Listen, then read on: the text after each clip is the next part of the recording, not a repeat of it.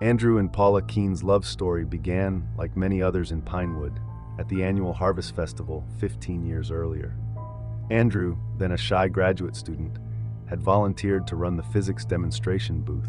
Paula, home from college for the weekend, found herself captivated by his passionate explanation of physics. Their courtship was a whirlwind of outdoor adventures and cozy evenings discussing their dreams for the future. Paula was drawn to Andrew's quiet intensity and brilliant mind, while Andrew was in awe of Paula's confidence and zest for life.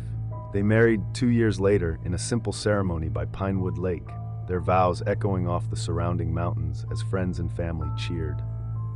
The early years of their marriage were filled with the joy of building a life together. They bought a charming craftsman-style home on Maple Street, its wraparound porch soon cluttered with Paula's collection of potted herbs and Andrew's telescope. Weekends were spent hiking the nearby trails or hosting game nights with their growing circle of friends. To the outside world, the Keenes appeared to be the perfect couple, supportive, affectionate, and deeply in sync. But as time passed, small fissures began to appear in their relationship. Paula's career in marketing took off, bringing with it late nights at the office and frequent business trips. Andrew, content with his position as a high school teacher, struggled to understand his wife's drive for professional success. He began to feel left behind, his world shrinking as Paula's expanded. Their conversations, once flowing freely, became stilted and superficial. Paula found herself frustrated by Andrew's reluctance to try new experiences or socialize outside their established routines. Andrew, in turn, felt increasingly inadequate in the face of Paula's vibrant social life and career achievements. Attempts to rekindle their connection often fell flat. A romantic getaway to the Oregon coast ended in tense silence as they realized how little they now had in common. Date nights became an exercise in checking boxes rather than genuinely connecting. Even their physical intimacy waned, with both making excuses to avoid the awkwardness of forced passion. It was in this fragile state that Paula Keene first crossed paths with David Reeves, setting in motion a chain of events that would shatter the delicate equilibrium of their marriage and lead to consequences neither could have imagined. The seeds of Paula and David's affair were planted on a rainy Tuesday afternoon at the Pinewood Business Association mixer. Paula, representing her marketing firm, found herself drawn to the charismatic newcomer, who spoke passionately about revitalizing the town's visual branding. David's enthusiasm was infectious, and Paula soon realized an hour had passed in what felt like minutes. Over the following weeks, their paths continued to cross professionally. Paula's firm hired David for a series of projects, necessitating frequent meetings and collaboration. What began as a working relationship quickly evolved into a friendship, with shared lunches extending well beyond the allotted hour as they discovered a mutual love for contemporary art and obscure indie films. Paula found herself looking forward to their interactions, feeling a spark of excitement she hadn't experienced in years. David's attentiveness and genuine interest in her thoughts made her feel seen in a way she had long forgotten. For his part, David was captivated by Paula's quick wit and the passion that shone through when she spoke about her work. The line between professional and personal blurred. One evening, after a particularly successful presentation to a client, flush with victory, Paula and David decided to celebrate with drinks at a bar on the outskirts of town. As the night wore on and inhibitions lowered, their conversation turned more intimate. David's hand brushed against Paula's, lingering a moment too long to be accidental. It was Paula who made the first move, leaning in to kiss David as they stood in the parking lot. The kiss, fueled by alcohol and long-suppressed desire, quickly deepened. Their first clandestine rendezvous took place at a small bed and breakfast in the next town over. As they fell into each other's arms, all thoughts of consequences faded away. In the afterglow, tangled in rumpled sheets, Paula and David convinced themselves that what they had found was too precious to give up. And so began a careful dance of stolen moments and secret meetings, each rendezvous adding another layer to the web of deceit that would ultimately ensnare them all. For months, Andrew Keene remained blissfully unaware of his wife's infidelity. He attributed Paula's improved mood and renewed energy to a positive shift in her work life. However, as winter gave way to spring, small inconsistencies began to gnaw at the edges of his consciousness. It started with little things. Paula's sudden interest in obscure bands she'd never mentioned before, hushed phone conversations that abruptly ended when he entered the room, and an inexplicable nervousness whenever plans changed unexpectedly. Andrew initially dismissed these observations, not wanting to acknowledge the growing unease in the pit of his stomach. The pivotal moment came on a quiet Sunday afternoon. Paula had left her laptop open on the kitchen counter, and as Andrew reached past it to grab a mug, a notification flashed across the screen. The message preview from an unsaved number read, "Can't wait to see you tomorrow." Last time was, Andrew's hand froze midair. He knew he shouldn't look, that doing so would violate Paula's privacy, but the seed of suspicion once planted grew rapidly. With trembling fingers, he opened the message thread. What he found confirmed his worst fears. Months of intimate exchanges, thinly veiled references to secret meetings, and declarations of passion scrolled before his eyes. The final piece of the puzzle fell into place when he saw a photo David had sent. Nauseated and shaking, Andrew closed the laptop and retreated to the basement, his mind reeling. When Paula returned home that evening, she found him sitting in the dark, his eyes red-rimmed and distant. The confrontation that followed was brutal in its rawness. Paula, caught off guard, initially tried to deny everything, but faced with the evidence Andrew had discovered, she finally broke down and confessed to the affair. As Paula sobbed and attempted to explain, Andrew listened in stony silence. When she finished, he stood up and walked out of the room without a word, leaving Paula alone with the wreckage of their marriage strewn around her. In the days following his devastating discovery, Andrew Keene surprised everyone with his apparent calm acceptance of the situation. When Paula, racked with guilt, offered to move out, Andrew insisted she stay. He spoke of forgiveness, of working through their issues together, and of his enduring love for her despite her transgression. Paula, overwhelmed with relief at this unexpected reprieve, threw herself into rebuilding their relationship. She ended things with David in a terse phone call, blocking his number and social media accounts. She suggested couples therapy, date nights, and even a second honeymoon to rekindle their connection. To their friends and colleagues, the Keenes presented a united front. They were seen holding hands at the farmers market, laughing together at local events, and Andrew even surprised Paula with flowers at her office. Many in Pinewood commented on how the couple seemed stronger than ever, admiring their ability to weather such a storm. But beneath this carefully constructed facade, a very different reality was unfolding. Andrew's forgiveness was a masterful performance, concealing a heart twisted by betrayal and a mind consumed by thoughts of revenge. Each gentle word and loving gesture was calculated, designed to lull Paula into a false sense of security while he grappled with his growing obsession. Late at night, while Paula slept, Andrew would lie awake, his mind replaying imagined scenes of his wife in David's arms. He began keeping a journal, filling pages with dark musings and elaborate fantasies of confronting his wife's lover.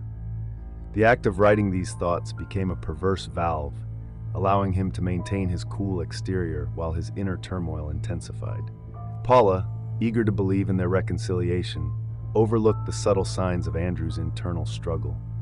As weeks turned into months, the charade became second nature to Andrew.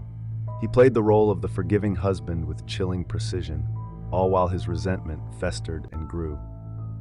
He began to view his performance as a cosmic joke, taking a perverse pleasure in how easily everyone, especially Paula, bought into the illusion. As summer faded into autumn, Andrew Keene's carefully maintained facade began to crack under the weight of his growing obsession. At school, Andrew found himself unable to focus on his lessons, his mind constantly wandering to thoughts of Paula and David together. He snapped at students for minor infractions, his usual patience evaporating like morning dew. Colleagues noticed the change, whispering concerns about his erratic behavior in the teacher's lounge. As his jealousy deepened, Andrew's behavior grew increasingly erratic. He installed a hidden GPS tracker on Paula's car, justifying the invasion of privacy as necessary to ease his fears. Late at night, he would pore over her location data, constructing elaborate scenarios to explain any deviation from her usual routes. Andrew's once diverse interests narrowed to a singular focus: monitoring Paula and, by extension, David. He created fake social media accounts to follow David online, scrutinizing every post and interaction for any hint of continued contact with Paula. Hours were spent driving past David's apartment and office, hoping to catch a glimpse of something, anything, to confirm his suspicions. The turning point came on an October evening. Andrew, having convinced himself that Paula was meeting David after work, followed her to a small art gallery downtown. As he watched from across the street, he saw Paula emerge from the gallery, laughing and chatting with a group of colleagues. There was no sign of David. That moment, something inside Andrew snapped. The realization that his suspicions were unfounded did nothing to quell the rage and humiliation that had been building for months. Sitting in his car watching Paula drive away, Andrew made a decision. If reality wouldn't conform to his suspicions, he would force it to do so. He would create a situation that would justify his jealousy, his anger, and ultimately the retribution he now craved. Location was his first major decision. Andrew knew the crime scene needed to be isolated enough to avoid witnesses, but not so remote as to arouse suspicion. After careful consideration, he settled on an abandoned lumber mill on the outskirts of town. The dilapidated building, slated for demolition in the coming year, offered both privacy and multiple access points. Next came the question of method. Andrew wanted something that would be difficult to trace back to him, ruling out firearms or any weapon he would need to purchase.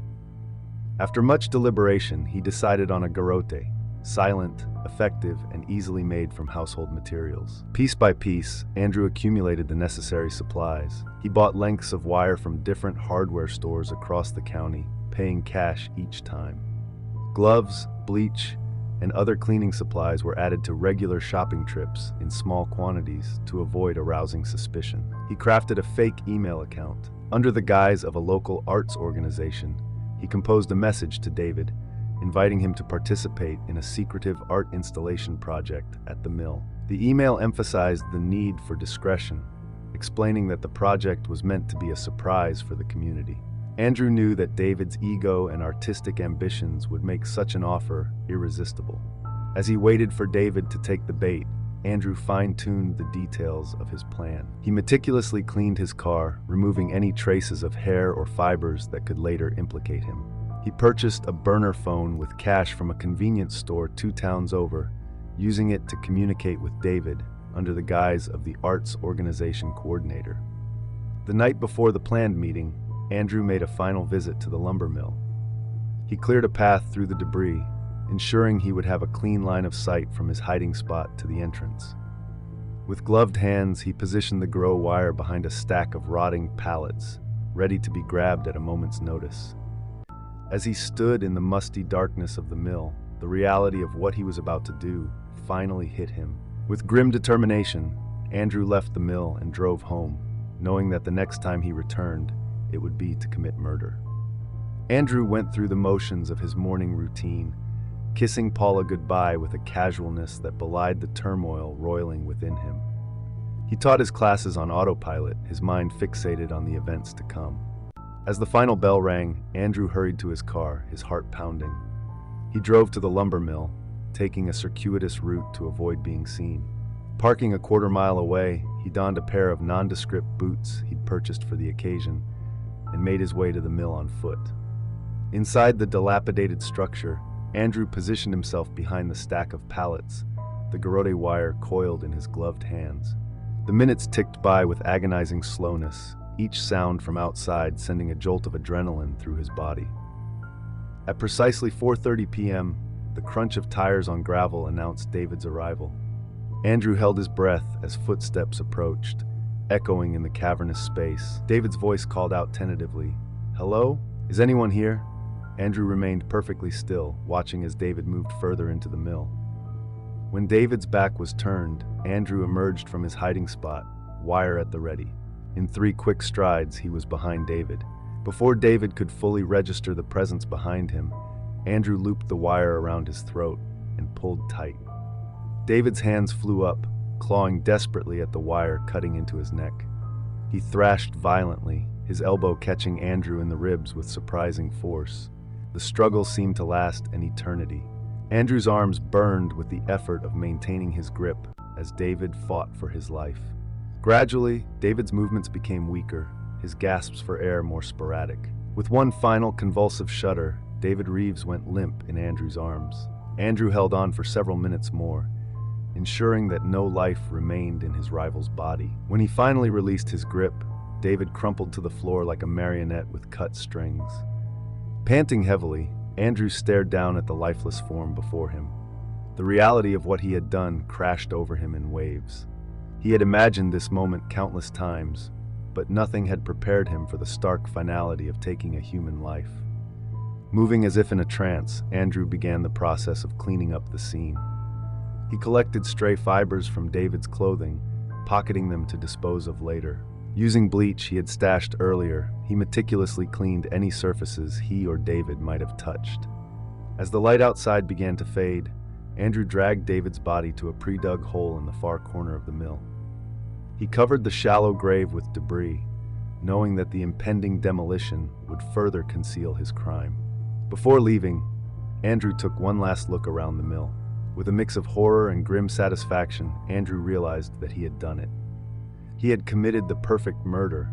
Driving home, Andrew found Paula already there, preparing dinner. He forced himself to act normally, commenting on the meal and asking about her day with casualness. Over the next few days, Andrew was hyper-aware of every news report and passing police car.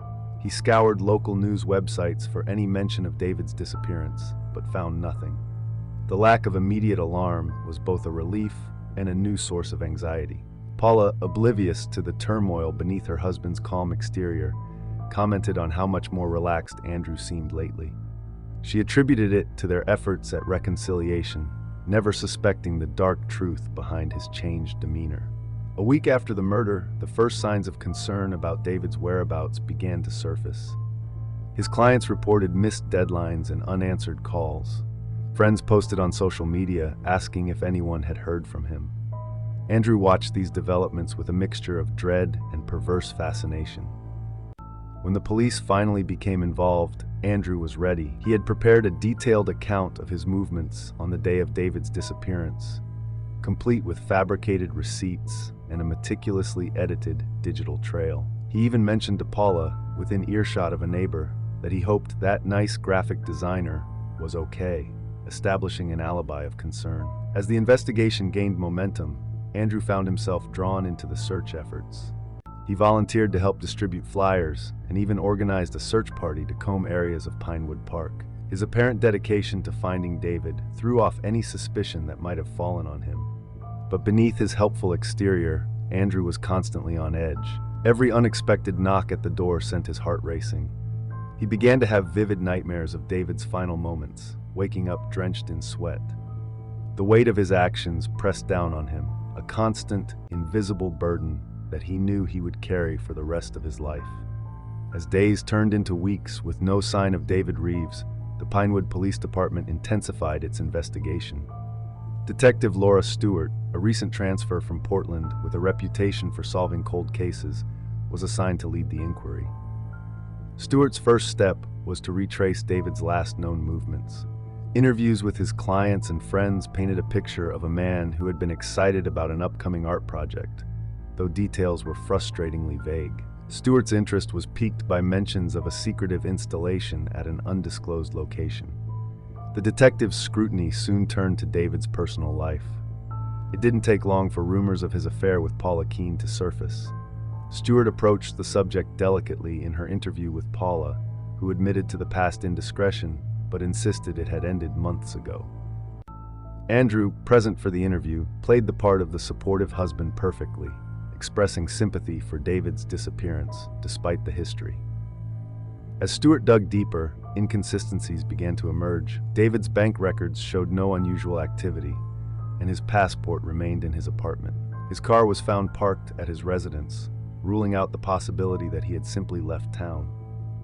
The more Stewart investigated, the more convinced she became that David had met with foul play. A breakthrough came when a hiker reported finding David's phone in Pinewood Park, miles from his usual haunts. Forensic analysis revealed that the phone had been wiped clean of data, an act that struck Stewart as deliberate and suspicious. With each new piece of evidence, the circle of suspects narrowed, Stewart found herself returning again and again to the Keens. Paula's affair provided a motive, but her genuine distress seemed authentic. Andrew's alibi was solid, yet something about his too perfect responses nagged at Stewart's instincts. As autumn deepened into winter, the case consumed Detective Stewart. She spent long nights poring over evidence, convinced that the key to unraveling the mystery lay somewhere in the complex web of relationships surrounding David Reeves. Little did she know, the truth was far closer and far more chilling than she could have imagined. The turning point in the investigation came on a frigid December morning, 3 months after David Reeves's disappearance. A team of surveyors assessing the old lumber mill for demolition made a grisly discovery. Partially unearthed by recent heavy rains, David's decomposing body was found in a shallow grave. Detective Stewart and her team descended on the scene, meticulously combing the area for evidence. Despite Andrew's careful cleanup, trace evidence remained. Fibers matched to David's clothing were found embedded in the floorboards, and DNA analysis of the soil revealed blood spatter consistent with a violent struggle. The discovery of the body shifted the investigation into high gear. Stewart re-interviewed everyone connected to David, this time with a sharper focus. It was during her second conversation with Andrew Keene that things began to unravel. Stewart noticed subtle inconsistencies in Andrew's story, minor details that didn't quite align with his previous statements. His demeanor, once calmly cooperative, now had an undercurrent of nervousness. When Stewart casually mentioned that they had surveillance footage from near the lumber mill, she saw a flicker of panic cross Andrew's face before he quickly composed himself. That momentary lapse was all Stewart needed. She intensified her questioning, probing deeper into Andrew's alibi for the day of David's disappearance. Under the relentless pressure, Andrew's carefully constructed facade began to crumble. In a dramatic turn, Andrew broke down and confessed to the murder. He recounted the entire sordid tale, his discovery of the affair, his months of secret planning, and the final fatal confrontation at the lumber mill. As he spoke, it was as if a dam had burst, years of pent-up emotion pouring out in a torrent of words. Paula, brought in for questioning separately, was shattered by the revelation. She struggled to reconcile the loving, forgiving husband she thought she knew with the man capable of such a calculated act of violence. Her world, already fragile from the strain of the affair and its aftermath, collapsed entirely. As news of Andrew's confession spread, the town of Pinewood reeled in shock. The image of the Keens as the perfect couple, even in the face of adversity, was shattered. Friends and colleagues struggled to understand how they could have missed the signs of Andrew's deteriorating mental state. In the following weeks, more details emerged. His internet search history revealed months of research on undetectable poisons and body disposal methods. The depth of his obsession and the meticulous nature of his planning chilled even the most seasoned detectives. Andrew Keene was charged with first-degree murder. As he awaited trial, psychologists debated whether his actions were the result of temporary insanity or a more deep-seated pathology. Paula, grappling with her own guilt and the traumatic loss of both her lover and her husband, retreated from public life. The case of David Reeves's murder would long be remembered in Pinewood as a tragic reminder that even in the most seemingly idyllic settings, darkness can lurk just beneath the surface. It served as a cautionary tale about the destructive power of jealousy and the unforeseen consequences of betrayal, forever changing the way the town viewed itself and its inhabitants.